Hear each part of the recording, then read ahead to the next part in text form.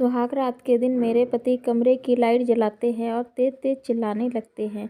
यह वह लड़की नहीं है जिससे मेरी शादी तय हुई थी, या कोई दूसरी लड़की है। मैं इसे अपनी पत्नी नहीं मानता। मेरे साथ धोखा हुआ है। मेरे पति की आवाज़ सुनकर घर के सारे लोग बाहर निकल आते हैं। सब मेरे पति से पूछते हैं, आखिर क्या बात हो गई, क्यों इतना चिल्ला रहे हो। मेरे पति बोलते हैं, अंदर जो लड़की है वह मेरी पत्नी नहीं है। यह वह लड़की नहीं है जिससे मेरी शादी तय हुई थी। मैं इसको अब कभी भी अपनी पत्नी नहीं मानूंगा। घर के सब लोग आश्चर्यचकित हो जाते हैं और वह पूछते हैं, आखिर क्यों, तुम्हारी शादी इसी के साथ तय हुई थी। तो मेरे पति बोलते, नहीं, वह लड़की लंबी थी और इसकी तो हाइट बहुत छोटी है। मैं इतनी छोटी हाइट वाली लड़की को अपनी पत्नी नहीं बना सकता। जो लड़की हमें दिखाई गई थी वह तो लंबी थी। अब पूरे घर में हाहाकार मच जाता है। फिर मुझे बाहर बुलाया जाता है। मेरी सास कहती हैं, यह तो सही है, इसकी हाइट बहुत छोटी है। पूरी रात मेरे घर में इसी बात पर बहस होती रही और मैं चुपचाप सब कुछ बैठकर सुनती रही। मेरी सास और ननद कहती हैं कि हम कल ही इसके माँ बाप से बात करेंगे। हमारे साथ धोखा किया गया है। जो लड़की दिखाई गई थी उसकी हाइट लंबी थी और यह बहुत छोटी हाइट की है। मेरी सास मुझसे पूछती हैं, तुम वह लड़की नहीं हो जो दिखाई गई थी। तो मैं कहती हूँ, नहीं, मैं वही हूँ। तो मेरी ननद कहती है, झूठ बोल रही हो। जो लड़की दिखाई थी इसके माँ बाप ने, वह बहुत लंबी थी। यह दूसरी लड़की है। हमने तुम्हें नहीं पसंद किया था क्योंकि हमें छोटी हाइट की भाभी नहीं चाहिए थी। सुबह होते ही मेरे माँ बाप को मेरी ससुराल वाले फ़ोन करके बुला लेते हैं। बुलाने के बाद मेरी सास कहती है, यह लड़की हमें नहीं चाहिए, इसकी हाइट बहुत छोटी है। जो लड़की आपने हमें दिखाई थी वह लड़की हाइट में बड़ी थी।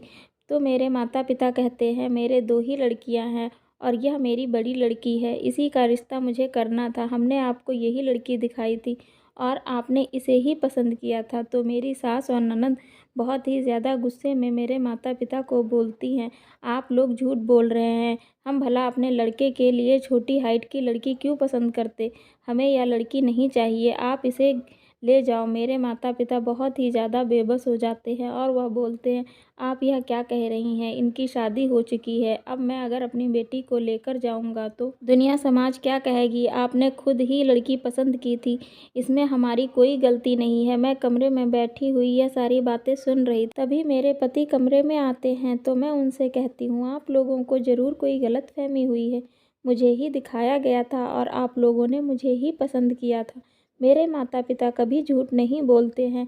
हम 2 बहनें हैं और दूसरी बहन मेरी, वह बहुत छोटी है, 6ठी क्लास में पढ़ रही है। मेरे माता पिता बेचारे बहुत सीधे हैं, उनको इस तरह से बेइज्जत मत करिए। तो मेरे पति बोलते हैं, तो मैं क्या करूं, मेरी इसमें क्या गलती है भाई। मैं इतनी छोटी हाइट की लड़की के साथ में कैसे बाहर निकलूंगा। मेरे यार दोस्त मुझे क्या कहेंगे। तुम्हारी हाइट 5 फीट से भी कम है और मेरी 6 फीट है।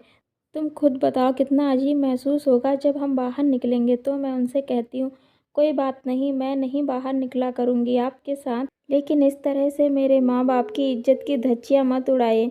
वह बहुत ही स्वाभिमानी लोग हैं। अगर आप लोग मुझे नहीं अपनाएंगे तो वह यह सदमा बर्दाश्त नहीं कर पाएंगे और रिश्तेदारों में ताने अलग ही सुनने पड़ेंगे। शादीशुदा लड़की घर में बैठ जाए तो दोबारा शादी होने में भी बहुत मुश्किल हो जाती है। प्लीज़ आप यह फ़ैसला मत करिए, मुझे घर वापस मत भेजिए।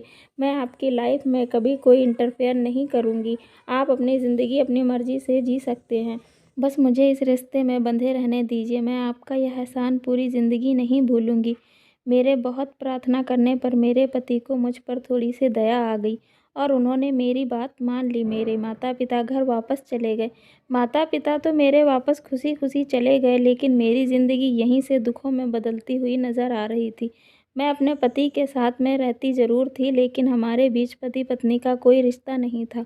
ना तो हम आपस में बैठते थे, ना ही बोलते थे और ना ही खाते पीते थे, और कभी बाहर भी हम लोग नहीं जाते थे। मेरी सास ने बहुत बार हमसे पूछा, तुम दोनों का रिश्ता कैसा चल रहा है। तो मैं सिर्फ इतना ही जवाब देती थी कि ठीक चल रहा है।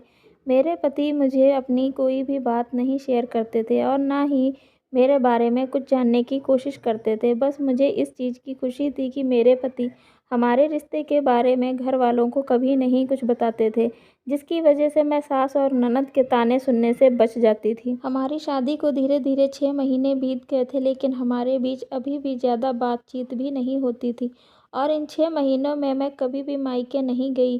मुझे डर लगता था कि अगर मैं मायके चली गई तो कहीं मेरे और मेरे पति के रिश्ते के बारे में मेरी सास और ननद को पता न चल जाए तो वह कभी भी मुझे दोबारा घर वापस नहीं बुलाएंगी और मेरे माता पिता मुझे मायके में बैठा हुआ देखकर कभी खुश नहीं रह पाएंगे। मैंने एक दिन अपने पति से कहा, मैं घर में अकेली बोर हो जाती हूँ तो क्या मैं कोई काम कर सकती हूँ? तो मेरे पति कहने लगे, हमारे यहाँ बहुएं काम नहीं करती, तुम्हें रहना है तो चुपचाप रहो, फालतू का ड्रामा मत करो।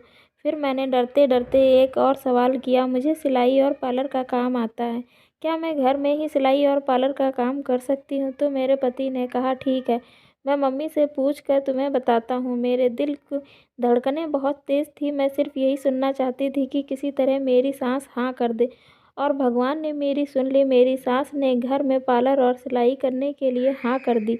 बाहर वाला कमरा मुझे दे दिया गया जिसमें मैं अपने मायके से मिली हुई सिलाई मशीन रखी और अपनी ननद और अपने सूट बनाने शुरू कर दिए। मेरी ननद सूट पहन के एक दिन कॉलेज गई तो उसकी सहेलियों को वह सूट बहुत पसंद आया और फिर उसकी सहेलियों ने भी मुझसे सूट सिलवाने लगी। धीरे धीरे मेरी सिलाई का काम बढ़ता गया, फिर मैंने पार्लर का भी सामान रखना शुरू कर दिया। अब जो मुझसे सिलाई करवाते थे वही लोग मुझसे पार्लर का भी काम करवाने लगे। अब मैं बहुत खुश थी। घर के काम ख़त्म करने के बाद मैं अपने बुटीक और पार्लर का काम संभालने लगी। मेरा काम इतना पसंद आने लगा कि मेरे कस्टमर बढ़ते ही चले गए। अब मैं अच्छा खासा पैसा कमाने लगी थी, लेकिन मेरे पैसों के बारे में पूछने वाला कोई नहीं था क्योंकि मेरे पति मुझसे बात भी नहीं करते थे। मैं अपने काम किए हुए पैसों को खाते में जमा कर देती थी और मेरी सास भी मुझसे कमाई के बारे में कुछ नहीं पूछती थी। तभी थोड़े टाइम बाद हमारे घर के बिजनेस था उसमें बहुत ही तगड़ा घाटा आ गया, जिसकी वजह से घर की स्थिति बिगड़ती ही चली गई। मेरी सास ससुर को बहुत परेशान रहते थे, लेकिन मेरे साथ कोई भी किसी तरह की बात नहीं करते थे। हमारे घर में राशन की भी तंगी आने लगी थी, तो मैं थोड़ा बहुत समझ जाती हूँ कि घर में पैसों की दिक्कत चल रही है, तो मैं काम किए हुए पैसों से घर में सामान मंगवा लेती हूँ।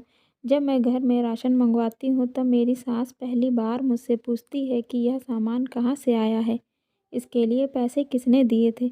तब मैं उन्हें बताती हूँ कि सामान मैंने अपने काम किए हुए पैसों से मंगवाया है और मैं अपनी सास को और भी 10,000 रुपये देती हूँ और कहती हूँ यह आप ही का पैसा है, आपको जो सामान मंगवाना हो आप मंगवा लीजिए और अगर पैसों की ज़रूरत हो तो मुझे बता दीजिएगा।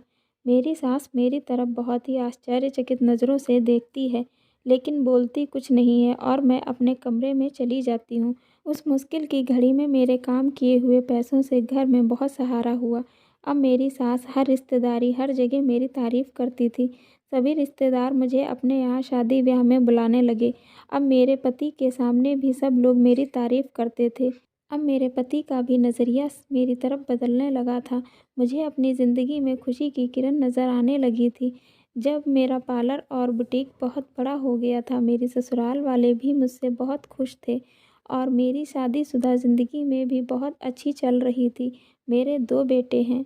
कई बार ज़िंदगी में खुशियाँ देर से आती हैं, लेकिन आती ज़रूर हैं। कहते हैं कुछ भी आसानी से नहीं मिलता है, जो चीज़ चाहिए उसको पाने के लिए संघर्ष करना पड़ता है।